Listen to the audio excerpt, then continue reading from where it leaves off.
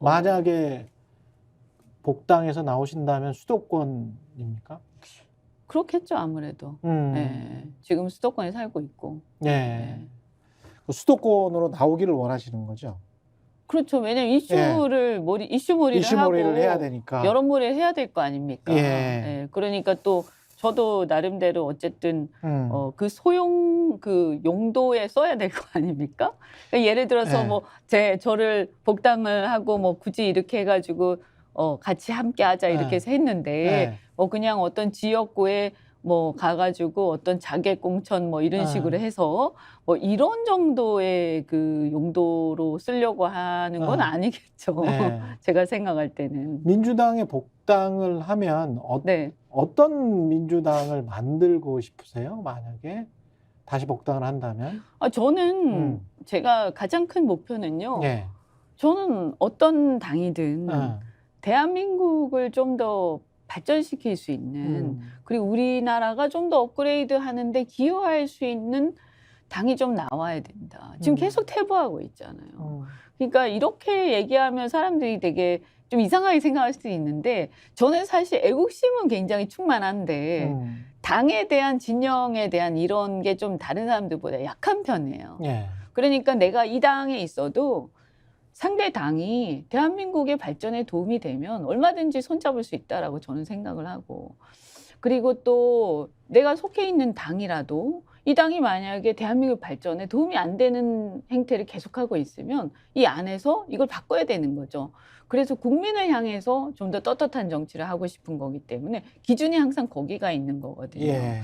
그러니까 만약에 민주당으로 본다면 제가 볼 때 민주당의 아쉬운 점은 뭐냐? 왜 민주당이 좋은 점은 뭐고 아쉬운 점은 뭐냐? 이것을 저는 두 당을 다 경험을 하면서 정리가 비교적 잘 돼 있는 편인데 민주당의 좋은 점은 뭐냐? 그래도 어떻든 사회운동을 하든 학생운동을 하든 그게 기득권화돼서 비난을 받기도 하지만 이분들이 처음에 그런 어떤 운동을 할 때 마음가짐이라는 것은 공공선에 대한 의지와 자기 헌신이 있는 사람들이에요. 그렇죠. 이게 이제 국민의힘하고 차이예요. 국민의힘은 이렇게 출세와 어떤 성공 가도를 쫙 달리다가 뭐 다 이런 건 아닙니다. 거기도 꼭 그런 건 아니지만 그렇죠. 대체적으로 보면 성공 가도를 쫙 달리다가 야 나도 이제 한번 배지 달고 이렇게 명예를 좀 누려보겠다. 그러면서 좋은 일도 좀 하고 좋은 일도 뭐 전혀 없는 건 아니에요. 공공선의 의지가. 하지만 그것이 정말 뜨겁진 않다는 거예요. 제 얘기는. 근데 여기는 정말 뜨거운 분들이 계세요. 그리고 정말 놀라울 정도로 그 의지와 열망은 제가 정말 감동을 하고 사실 저는 훌륭하다고 생각을 해요. 근데 문제는 뭐냐면 그것이 뜨거움으로 너무 가득하다 보니까 조급하고 현실적이지 않은 경우가 너무 많아요. 문재인 대통령도 제가 그 탈당하기 전에 문 대통령이 어쨌든 간에 저를 이제 좀 잘 설득을 해가 탈당까지는 아니지만 그때 이제 제가 비주류로 있었으니까 그래도 이제 재선 의원이었고 그래서 같이 독대하면서 식사를 한 적이 있어요. 근데 그때 이제 굉장히 뜨겁게 남북 관계에 대해서 말씀을 하셨는데 그게 이제 제가 듣기에는 정말 좋은 얘기지만 현실이 그렇지 않다는 거예요. 왜냐하면 상대인 북한이 그렇게 뜨거운 사람들이 아니거든요. 저는 굉장히 우리가 경계도 해야 되고 사실 잘 지내야 되지만 매우 이제 그 사실 위험하기도 하다라고 생각하거든요. 그러니까 이런 점에서 저는 조금 더 현실이 직시하고 경제 같은 경우에도 이미 대한민국은 글로벌 경제 안에 들어가 있고 그렇죠.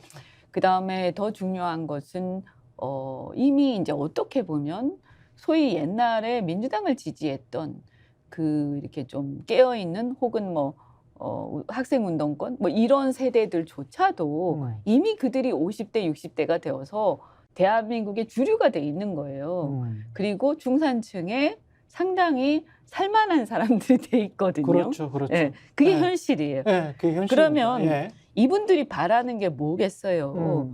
자기도 잘 살고 싶고 자기도 집을 사고 싶고 자기 아들, 딸들도 교육 잘 시키고 싶고 성공하고 싶고 이런 개인적 욕망을 다 갖고 있고 저는 그것이 지극히 정상적이고 그런 것이 자본주의 발전의 원동력이에요. 국가 발전의 원동력. 그렇죠. 그 이기심을 나무라기만 하면 안 된다. 그 건강하면 되는 것이지. 그런데 이제 이런 점에서 저하고 좀 차이가 나더라고. 그때 음. 있을 때 보니까. 그래서 약간 운동권 특유의 어떤 근본주의적인 생각들, 순혈주의적인 생각들 그런 것들이 상당히 있고 또 그들만의 어떤 집단을 이루면서 약간은 보면 집단주의적인 것도 있고 그것을 저는 패권이라고 얘기를 했는데 예. 근데 그게 민주화 운동을 할 때는 통했지만 이제는 수권 정당이 돼서 이 글로벌 경제 속에서 대한민국이 한 단계 선진국에서 업그레이드하는 과정에서 이 40대, 30대 이 글로벌한 인재들을 이제 수많은 인재들 위해서 통치를 해야 되는 상황에서는 그런 생각 가지고는 안 되죠. 그래서 우리가 서울의 봄이란 영화를 보면요. 그 영화에서 가장 문제가 뭐냐? 이게 이제 저항해서 싸우는 사람이 있고 불의한 사람들이 있지만 일단은 무리가 있지만 이 싸우는 사람들이 뭐냐? 굉장히 정의로워야 되고 첫째. 두 번째는 유능해야 돼요. 그래요. 예, 그래야 싸움을 이기는 거예요. 이겨야 되는 거지 못 이기면 소용이 없어요. 이겨야 된다라는 것은 저는 선거만 얘기하는 게 아니라 선거 이후에 집권해서 성공해야 되는 거예요. 사람들한테 잘했다 소리를 들어야 되는 거고 그건 현실적으로 그런 욕망도 채워줄 수 있어야 되는 거거든요. 그러면 여기에서 저는 그 유능함에 대한 얘기를 하고 있는 거죠. 그래서 정의로운 거는 알겠다. 그리고 뭐 약간 부족한 점이 있다 하더라도 상대적으로 훨씬 더 공공선언에 대한 의지가 뜨거운 사람들이 모여있는 것도 맞다. 그런데 이 뜨거움이 조급함으로 인해서 설익은 정책들이 남발되고 지금 시험적인 그러니까 이 검증되지 않은 정책들 소위 이상적인 그래서 어떻게 보면 서구 사회에서는 이미 실패하기도 한 그런 정책들이 마구 남발이 돼서 결과적으로 더 안 좋은 결과를 갖고 왔을 때 다시는 집권할 수 없게 되는 거죠. 사실은 문재인 정권 때의 그런 부동산 정책 이런 것들은 국민들한테 트라우마로 남아있는 게 현실이거든요. 그럼 이미 그때도 우리가 경제를 좀 아는 사람들, 시장을 아는 사람들은 이건 아니라고 다 얘기를 했단 말이에요. 그러면 이런 부분에 대해서 저는 일단 완벽할 수는 없다 하더라도 문제의식을 공감하는 데서 시작이 된다. 그리고 우리가 좀 더 잘해보자. 이렇게 열린 마음으로 생각을 해야 되는 거예요. 근데 그런 얘기가 시작이 되면 잘못한 게 없어. 왜냐하면 그때 책임이 있는 사람들 중에서 그렇게 얘기할 수 있잖아요. 그렇죠? 이해는 합니다만 그렇게 해서 만약에 이제 입장을 바꾸지 않고 그 다음에 국민들한테 새로운 비전을 보이지 않고 또 비슷한 행태로 예를 들어서 윤석열 정권이 너무너무 못하기 때문에 심판을 막 해서 예를 들어서 혹여라도 지금 같은 상황으로 가면 탄핵도 전혀 배제할 수 없지 않습니까? 그러면 만약에 그런 위기 상황이 왔다. 이랬을 때 그냥 와 해가지고 양당제니까 그냥 반사적 이익으로 정권을 잡았다. 잡았는데 또 비슷하게 간다. 또 마찬가지다. 이렇게 가면 이건 나라의 입장에서 너무 필요하죠. 국민과 우리나라의 우리 불행하죠, 전체 불행해. 대한민국 이런 불행이 어디 있어요? 그러니까 저는 절대 그래서는 안 된다라고 생각을 하고 그걸 내가 도와줄 수 있으면 내가 도와주겠다. 그런데 도와줘서 이게 뭔가 같이 이렇게 시너지가 나야 되는데 그게 아니고 파열음만 나고 어려워진다면 그것은 서로에게 도움이 안 되는 거 아니냐. 이런 이제 걱정을 하는 거죠.